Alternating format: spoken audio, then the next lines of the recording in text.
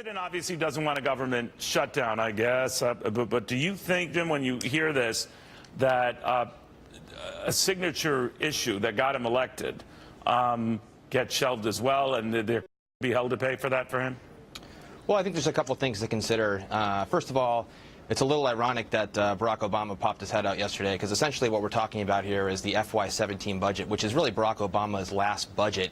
So Congress is basically 7 months past the deadline of passing their budget, so they're kind of scrambling here towards the end to get this done. Obviously, President Trump has his priorities, the wall being one of the top ones that he's trying to get done. And so understanding that environment where he's essentially trying to get the Congress to open up the books and have this extra money added in there. And that's kind of where the rubber is meeting the road here a little bit. And so that's where he's really going to have to get into specifics and what exactly he wants to fund, as opposed to just a large amount of money he wants to put in DHS. You know, I can understand why he's very passionate about the wall. It was a signature issue for him. He still says that that wall is going to be built. His insiders are saying it might, the funding issue comes up later on.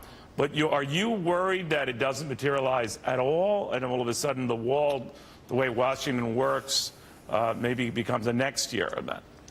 Well, you know, the FY18 budget is just a few weeks away, I should say, in terms of being released, and so I this think is the all details. about avoiding a shutdown right now. Anything to avoid that.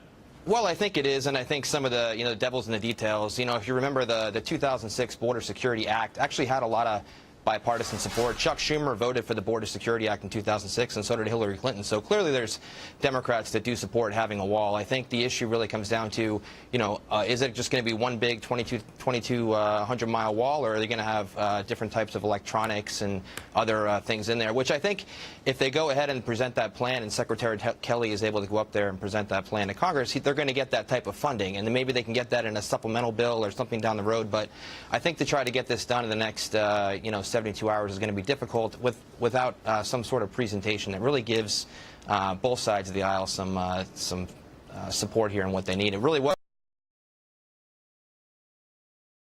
blunt that actually came out a couple weeks ago that basically took the wall off the table. So it's not so much Democrats as it is Republicans that are just trying to get this done. But I thought the Mexicans were going to, regardless of when and how, I thought the Mexicans were going to pay for this.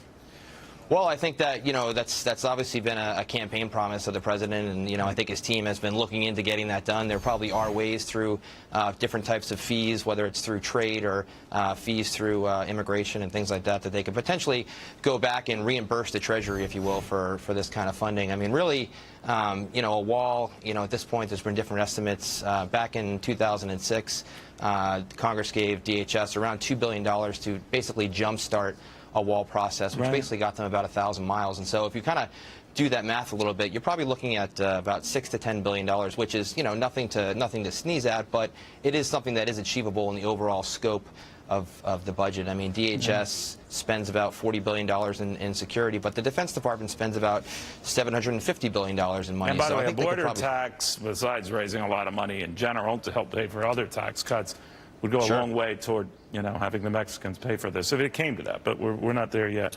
Well, I think it's a negotiation, right? I think Donald Trump's a negotiator, and it's a negotiating tactic. And I think he's put something on the table to talk about with Congress, and I think it's probably going to serve him well down the road, especially when you talk about corporate tax cuts and other things on the agenda he wants to get done. Bigly. James Norton, thank you very much. Good seeing you. Thank you for having me. Appreciate it. All right, to focus on